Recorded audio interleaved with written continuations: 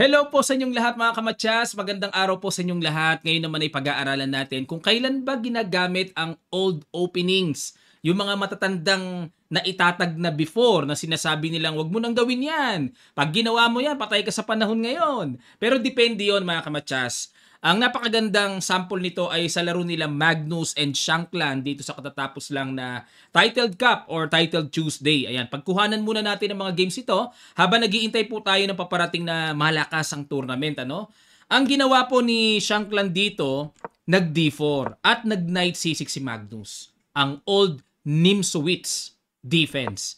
E4, D5, E5, Bishop F5. Dito po sa mga ganitong opening, as long as alam mo yung pattern kung saan tatakbo ang pyesa, okay na sa blitz. Pero pag ginamit yan sa rapid at sa long game, medyo mabigat ang laban kasi may time na makapag-isip ang puti. So sa black, ayan, alam ni Magnus ang basag eh. F6 para wag nang patagalin pa ang nakakapagpasikip sa development niya, yung E5, nag-bishop B5 para pag kumapture, knight takes E5 at makapagbigay ng malakas na pressure. Sa C6 knight, nag-queen D7, castle, knight GE7, rook E1. Ayan, ang idea, tatiming mamaya ng capture dyan at baka mamaya ma-pressure yung E6 at nag-A6 at yan pong tira na yan ang novelty. Dahil sa naka-record pa, castle, at knight G6. Ayan, ang mga nai-record na. Pero, ang ginawa dito ni Magnus sa A6 pinaalis, umatras lang si Shankland. Knight G6, good move para ma-develop naman ang ipit na pyesa. Ilalagay sa E7 yan. Knight BD2, B5, Bishop C2, hinamon na yung Bishop sa F5, kinapture. At kumapture sa E5, Knight takes E5, Knight takes capture, Bishop E7. At kung mapapansin nyo po dito, binigyan pa nga ng slightly better sa posisyon ni Magnus kasi makakapag-castle na siya ng maayos. At mamaya pag nag-C5 ay talagang well-controlled niya ang sentro. Control the center, napaka-importante mga kamatyas. Knight B3, castle, Bishop E3. Ayun, binigay dito ni Shankland yung pawn sa E5, no? Kasi mukhang mas matimbang sa kanya na wag makatira si Magnus ng C5 at maninikip ang galawan niya eh. So mas kinontrol niya yung C5, yun nga lang, ang drawback ay natakpan yung pagkakadepensa sa E5. Bagay naman na kinapture dito ni Magnus at gusto niyang subukan si Shankland, ano ang laman ng sacrifice mo? Sige, pakita mo, parang ganon. Nag-Bishop C5, Bishop D6, Queen E2 at nag-Rook A, E8 na tipong parang ang hirap i-compensate. Ano ang ibig sabihin ng isang pawn na pagpapalamang? Rook A, E8 para pag umalis na yung knight ay wala nang tama sa E6 pawn. Nag-Rook A, D1, Knight C4. Malayang nakaalis ng buong buo ang knight, nakatakas, capture, queen takes, knight D4 na bad move pa dito si Shankland. So, ang ibig sabihin ni Shankland dito ay para capturein yung pawn sa E6. Pero sa computer, ang gusto ay knight C1. Mukhang dito pa iikutin. Ayun, B3, paalis na rin sa knight. Pero balik tayo sa ginawa ni Shankland. Nag-E5, Knight F3, E4, Knight D4, Knight E5. Good move. Ayun, no? May mga sundot na papasok yung Knight. Tapos anytime pwedeng lumanding yung C5 dyan. Nag-Queen E3, Knight G4. Ayan, double. At nag-Queen G3, capture, capture. Okay, so ito yung time na okay lang makipag-queen to queen. Siyempre, lamang ka ng isang pawn eh. Diba? Sino pang aayaw dyan? Hinamon pa ni Shankland na siya yung dihado yung isang pawn. Ano? Knight F2, Rook D2, Knight D3, Rook E3 at nag-C5. Ayan na po. Ramdam na ramdam ang lamang na isang pawn at napakainam na sentro. Okay, nag-Rook E5, B3. So nakikiramdam na lang dito. At para pag alis ng tore, walang mahagip na pawn pa sa B2. Rook D8. Naku po, ayan na ang forma na napakalakas. Mag-D4 na at nag-Knight F4. Hinamon ang Knight sa D3. Dito mga kamatyas, unang tingin parang may pilantik ng sacrifice na Rook D takes D3. Ano gagawin? Kakapture lang yan syempre. Pag kinapture, mag-D2. Hindi naman kakapture sa Knight eh. Kung kakapture, okay lang. Rook takes, okay lang yon. Pero pag D2, yan ang mabigat. Papaano pipigilan ng puti ang pag-promote ng pawn? Wala nang pag-asa. Okay, kaya balik tayo, nag-Knight F4 dito para ma-neutralize ni Shankland ng strong knight. kinapture at bumaba doon. Ayun. At ito na kasi yung paparating, magpo-pawn march na. Magmamarcha na eh.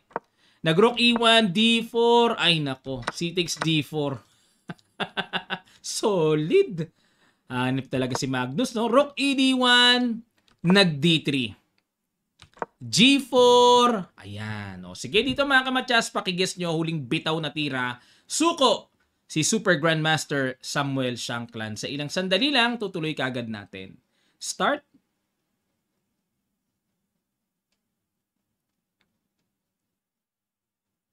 Maraming salamat mga kamatyas sa inyong matiyagang pag-iisip at E3 na tumbukan nyo ang good move. Resign. Bakit?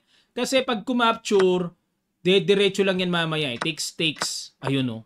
Hindi na mapipigilan pa yung pag-promote ng pawn. Okay? Ubus na yan. Resign na talaga. So dito, i-review lang natin ng konti mga kamatyas para mas mapag-aralan natin yung grabe, ang galing ano?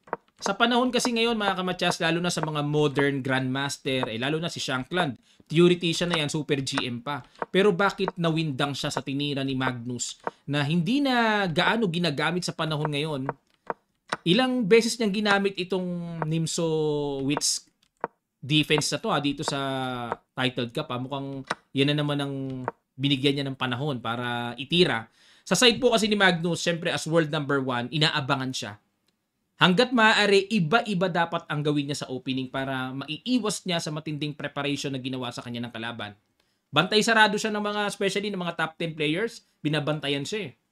Yung ibang mga super GMs din, ganun din. So, obligasyon ni Magnus na maghanap ng mga old opening na hanggat maaari ay hindi magawa ng kalaban niya ang magandang preparation. Tingnan nyo, balik tayo dito sa opening ha.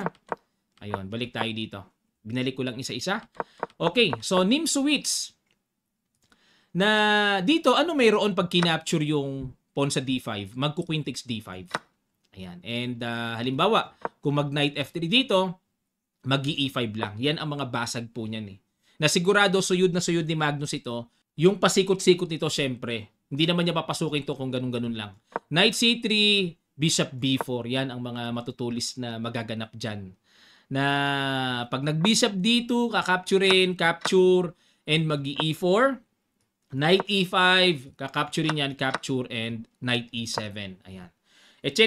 mga kamatyas. Pero dito, laging slightly better ang puti pagka Nimzowitsch napansin ko, no? Pero syempre, depende yon sa nerve at sa pagdadrive ng middle to the end game. Ayun, yung transition ng middle game to the end game. Syempre, may maraming technique tong si Magnus ng mga pambulabog na mga technique di ba? Ayun, basta sa kanya, ang importante, kahit old opening, ginagamit niya sa blitz. Pero medyo bihira ako siya makita sa long game na tumitira ng birang-bihira. Tinitira niya lang yung mga ganito sa blitz. So, E5, Bishop F5, labas. Okay, pwede nyo rin gawin to mga kamatyas ha. Pwede nyo rin. Ayun, basta alam nyo lang yung F6 na pambasag sa E5. Okay? Ayan. At halimbawa naman, kung mag-knight C3 lang dito, kakapture sa E4 at kapag nag-D5, babalik.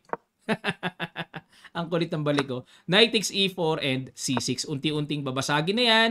At pag nag-bishop C4, capture, queen takes, bishop takes and E6, bishop C4 and bishop D7. So ang Nimzowitsch defense po ay pang close to semi-close fight. Tapos pa endgame. Madalas ang laban ng Nimzowitsch endgame. Dapat endgame player ka. Dapat matindi pundasyon mo sa endgame. Si Magnus, nako po, hindi lang matindi yan. Kilala nyo yan sa endgame. Napakamamaw ni Magnus pagdating sa endgame. Kaya, fit sa kanya yung Nimzowitsch sa ganitong blitz. Na hindi gano'ng makakapag-isip ang puti para magmuni-muni paano kukontrahin ang Nimzowitsch. Pero I believe sa level ni Shankland, kung itira ni Magnus ito sa rapid at long game, medyo mahihirapan si Magnus. Kasi may time na magdiin talaga ng analysis Unlike dito sa blitz, hindi pwede magtagal, maubos oras mo. Okay, maraming salamat po mga kamatyas. Pwedeng gamitin ng old openings, basta short time controls. Huwag sa rapid at sa long game. Hanggat maaari, iwas kayo para iwas risky po sa resulta. Maraming salamat. Pagkita-kita pa tayo sa mga susunod pang chess updates.